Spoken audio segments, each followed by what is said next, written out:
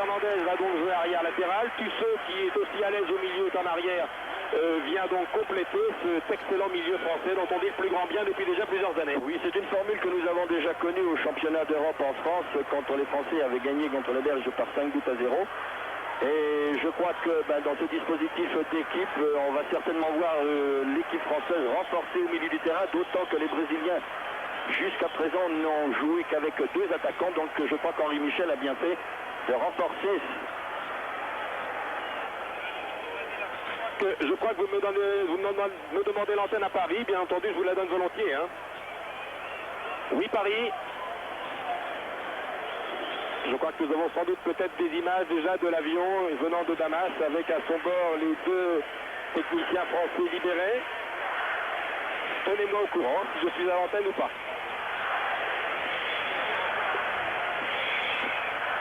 Vous avez des nouvelles de Pierre? Vous demandez des fois. Ah, tout à fait. Oui.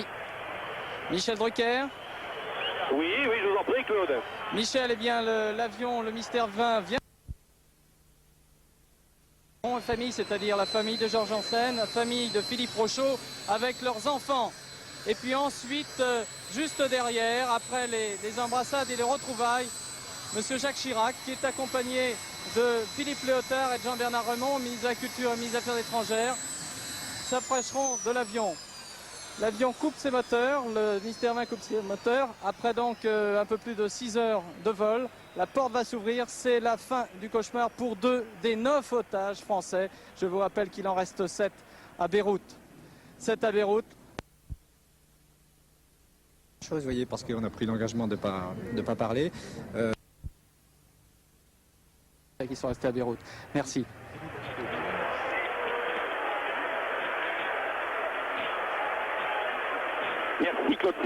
Merci Claude Sérillo. Le match ici est commencé depuis 2 minutes. Un premier coup franc a été tiré par Thierry Tussaud. Stopira a essayé de cueillir cette balle de la tête. Nous sommes ravis de voir que nos camarades sont en bonne santé. Espérons que la libération des autres suivra.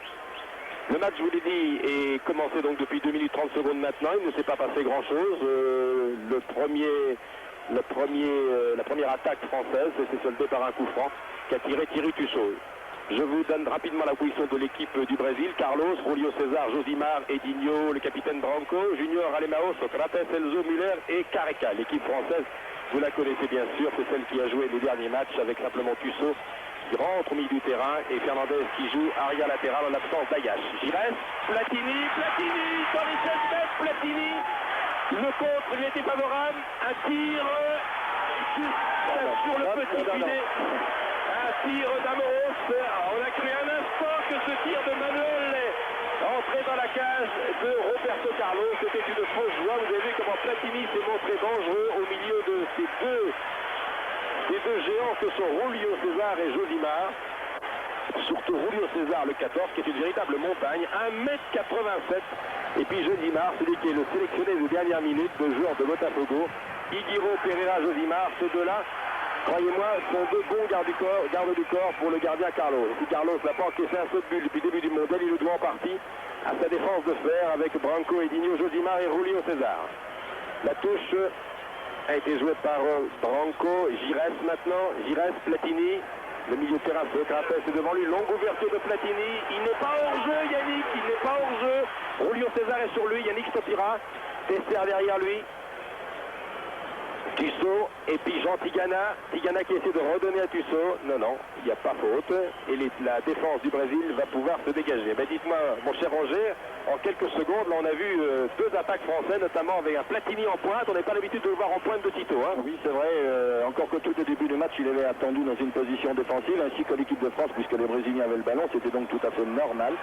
Mais là, on s'aperçoit que l'équipe de France a l'intention de prendre le match en main. Les circonstances le lui permettent. Donc, ce qu'il faut surtout qu'ils fassent attention, ces Français, c'est qu'il ne faut pas qu'ils se découvrent derrière lorsqu'ils attaquent, car les Brésiliens sont très forts en contre. Tir au-dessus d'Almao. Il y avait d'ailleurs un hors-jeu signalé par le juge de ligne, le Hongrois Nemeth. D'ailleurs, très curieusement, au cours de ce mondial, on attendait que les Français et les Brésiliens, qui ont une valeur offensive très grande, nous le montre, alors que là, au contraire, ils ont surtout joué sur leur valeur défensive. Alors, toutes les équipes qualifiées pour les quarts de finale ont procédé de cette manière. Et c'est pour ça que je vous disais tout à l'heure, c'était la Coupe du Monde du contre. Tigana Platini. Attention à Socrates. Et puis Luis Fernandez, arrière d'aile aujourd'hui. Attaqué par Junior. Jean Tigana. Bon, 1-2 avec Luis Fernandez. Rocheteau est à gauche. C'est Giresse qui a été servi. Centre de Giresse pour l'arrière central, Julio César, malgré la charge de Stopira. Attention à Muller. Attention au jeune Muller. L'ailier, c'est le plus jeune joueur sur le terrain. Il a 20 ans. Il est très très doué. Le numéro 7, Antonio Muller de Sao Paulo. 5 minutes maintenant. 5 minutes 30. Platini. On joue calmement. Tous les Français dans le camp brésilien pour l'instant. Alemão. Et puis Junior qui est venu tout à l'heure en s'échauffant discuter avec son ami Platini. Ils jouent tous les deux en Italie. L'un joue à Torino et l'autre bien sûr à la Juve. Et le public était assez déconcerté en voyant Junior et Platini bavarder en s'échauffant 1 heure avant le match. Touche et joué par Alain Giresse. Luis Fernandez. Giresse. Les Français qui jusqu'à présent très bien mené leur barque. Dominique Rocheteau devant lui Stopira. De toute façon, il y a beaucoup de maillots jaunes. Beaucoup de Brésiliens. Il réussit à donner derrière à Stopira. Alain Giresse. 16 mètres à droite du début de Carlos. Rocheteau redonne à Giresse. 1-2 un petit peu trop téléphoné comme l'on dit, qui permet à Roberto Carlos, le gardien des Corinthians de Sao Paulo, de donner directement à sa défense. Socrates, le grand Socrates, un des vétérans. Cette équipe du Brésil s'articule autour de 2 ou 3 anciens, le troisième étant Zico qui rentrera peut-être en seconde mi-temps. Careca, très bonne avancante. Socrates, ça le note pour Careca. Oui, tranquillement là-bas. Pour Josimar, ce diable de Josimar. C'est très rapide. Careca encore, l'avancante. Et puis derrière Alemão, le capitaine. Socrates. Junior. La balle revient. Franco. L'arrière de Fulminante. Josimar qui essaie de faire un slalom comme il en a déjà fait souvent au tour précédent. Et Michel Platini qui est bien entré, qui redonne à son gardien, heureusement d'ailleurs. Il y a un joueur français, c'est Luis, qui est au sol. Luis Fernandez qui se touche en genou gauche. Qui était déjà entamé depuis plusieurs semaines, souffre d'une tendinite. C'est son tendon rotulien qui était touché depuis longtemps.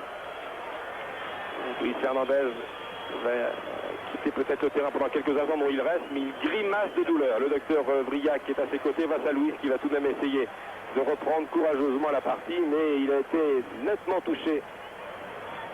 Maxime Bossis, impérial, peut-être le meilleur arrière du mondial.